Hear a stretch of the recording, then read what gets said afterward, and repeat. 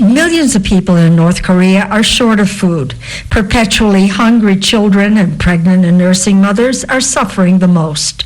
The World Food Program reports South Korea's landmark donation, the biggest in more than a decade, will help ease the nutritional crisis faced by 2 million of this particularly vulnerable group of people.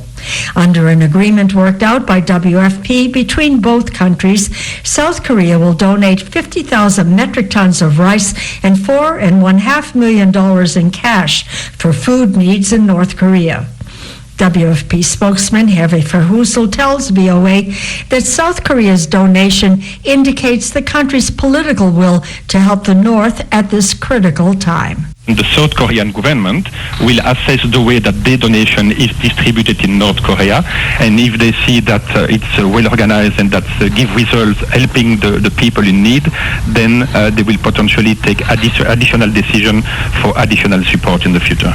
An assessment mission by the Food and Agriculture Organization and WFP last month finds more than 10 million people are suffering from severe food shortages following the worst harvest in a decade. The agencies report that the nutrition crisis in North Korea is particularly acute in rural areas. They note rates of chronic malnutrition are as high as 43%, and that 1 in 5 children is stunted.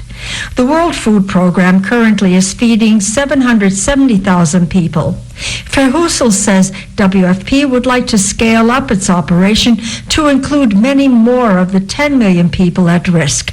But a mammoth operation like that would cost $275 million, an amount that is far out of reach. He says WFP has 7 principal donors, including Canada, France, Switzerland, and Russia.